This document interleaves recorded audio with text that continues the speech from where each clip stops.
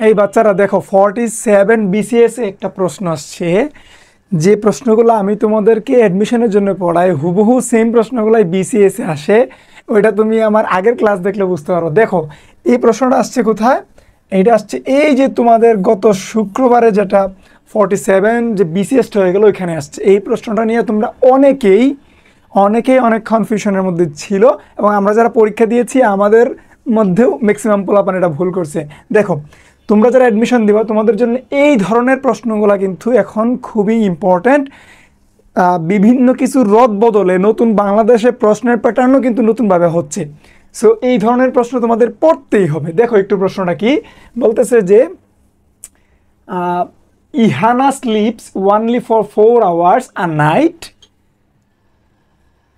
একটা পার্সন বা একটা ব্যক্তি, একজন সখিনা, সে 4 ঘন্টা করে মোটামুটি রাতে ঘুমায়, এর বেশি ঘুমায় না, যেটা তার স্বাস্থ্যের জন্য ক্ষতিকর। এখন এখানে বলছে in this sentence the verb sleep, causative verb, transitive verb, intransitive verb, factitive verb. দেখো একদম বেসিকের প্রশ্ন না, একদম বেসিকের প্রশ্ন। এই প্রশ্ন তোমাকে আমি অনেকবার শিখাইছি, এখন তোমরা সবাই অ্যান্সার করে ফেলছো। এখন তোমাকে জানা লাগবে কজেটিভ ভার্ব কি, ট্রানজিটিভ ভার্ব কি, ইন্ট্রানজিটিভ ভার্ব কি, ফ্যাক্টিটিভ ভার্ব কাকে বলে। প্রত্যেকটা ইন্ডিভিজুয়াল ভার্বেই তোমার জানা লাগবে, ঠিক আছে? তাহলে যেহেতু প্রশ্নটা এই দুইটা থেকে হচ্ছে না, তোমরা বুঝতে পারতো যে কজেটিভ ভার্বগুলো কারা আর ফ্যাক্টিভ ভার্বগুলো কি, এগুলোও তোমরা মোটামুটি জানো। এইগুলো নিয়ে আমি কথা বলবো না, দরকার নাই আলটিমেটলি। ট্রানজিটিভ আর ইন্ট্রানজিটিভ, এখন ট্রানজিটিভ ইন্ট্রানজিটিভ রায়হান ভাই যখন পড়াইছে তখন খুব ছোট্ট করে কি বলছে যে তোমরা জাস্ট দেখবা যে ভার্বটা আছে, এই ভার্বটার পরে কোনো অবজেক্ট আছে কিনা, অর্থাৎ নাউন বা প্রোনাউন আছে কিনা। যদি এই ভার্বটার পরে কোনো অবজেক্ট থাকে, যদি এই ভার্বটার পরে কোনো অবজেক্ট থাকে তাহলে এই ভার্বটা অবশ্যই ট্রানজিটিভ ভার্ব।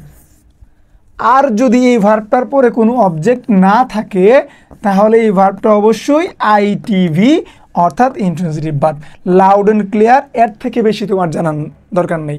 তুমি জাস্ট ভার্বটাকে একটু মার্ক করো যে স্লিপ ভার্বটা কি, এরপরে দেখো যে এরপরে অবজেক্ট আছে কিনা। এখন এখানে তোমাকে একটা জিনিস অবশ্যই জানা থাকা লাগবে, সেটা হচ্ছে যে অবজেক্ট তুমি কিভাবে চিনো। এটা তোমাকে আমি আগের ক্লাসে অনেক আগে ক্লাসে দেখাইছি, তুমি দেখে আসতে পারো।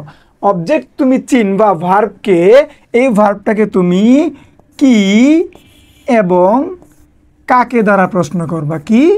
কি এবং কাকে দ্বারা তুমি ভার্বকে প্রশ্ন করার পরে যদি এই ভার্ব উত্তর দেয়, যদি বা এই ভার্বের এই অংশটা উত্তর দেয় তাহলে সেটা ট্রানজিটিভ, আর যদি উত্তর না দেয় তাহলে সেটা ইন্ট্রানজিটিভ।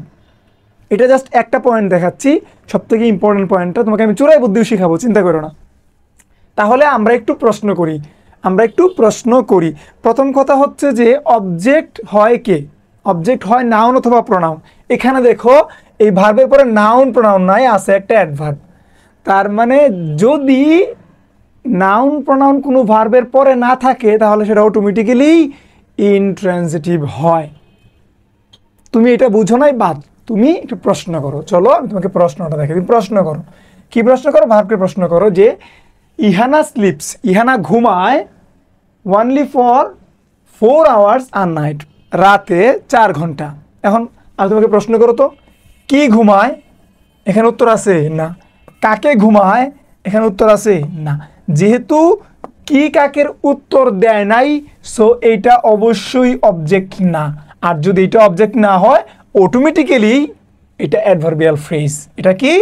একটা অ্যাডভার্বিয়াল ফ্রেজ। তাহলে এটা অবশ্যই ইনট্রানজিটিভ ভার্ব। তাহলে আমরা অপশন কোনটা নিব? আমরা অবশ্যই অপশন নিব, এটা হচ্ছে একটা আইটিভি অর্থাৎ ইনট্রানজিটিভ ভার্ব। এখন তুমি বলতে পারো যে ভাই আপনি তো অবজেক্ট যে না এটা আপনি বুঝাইলেন, এখন এটা যে ইনট্রানজিটিভ ভার্ব এটা কেমনে বুঝবো? এটাও আমি তোমাদেরকে শিখাইছি যে ভার্বকে তুমি কি করবা, যে 4টা রিলেটিভ অ্যাডভার্ব আমাদের আছে, ওয়ার, হাউ, ওয়াই। আমাদের যে 4টা রিলেটিভ অ্যাডভার্ব আছে, এই 4টা রিলেটিভ অ্যাডভার্ব দিয়ে তুমি যদি ভার্বকে প্রশ্ন করো তাহলে যদি এখানে উত্তর পাও তাহলে সেটা অবশ্যই ইনট্রানজিটিভ। কখন ঘুমায়, কতক্ষণ ঘুমায়, এই ধরনের আলাপ সালাপ যদি থাকে তাহলে সেটা অ্যাডভার্ব হয়ে যায়। এছাড়া তোমাদেরকে ফাইনাল একটা কথা বলে দেই, সেটা হচ্ছে কিছু ভার্ব আছে তারা কিয়ামত পর্যন্ত ইন্টেন্সিটিভ, কিছু ভার্ব আছে তারা কিয়ামত পর্যন্ত ইন্টেন্সিটিভ। যেমন একটা হচ্ছে স্লিপ, একটা হচ্ছে গো, তারপর হচ্ছে তোমার রান। এই ধরনের কিছু ভার্ব আছে, এরা কিয়ামত পর্যন্ত ইন্টেন্সিটিভ, কারণ এরা অবজেক্ট গ্রহণ করে না। আর যে সমস্ত ভার্ব অবজেক্ট গ্রহণ করে না সে সমস্ত ভার্বকে আমরা বলি ইন্টেন্সিটিভ ভার্ব। এই প্রশ্নটা কিন্তু তোমাদের জন্য হট ইম্পর্টেন্ট, এটা অবশ্যই তোমাকে জানতে হবে। সকলে ভালো থাকো, সুস্থ থাকো, আল্লাহ হাফিজ।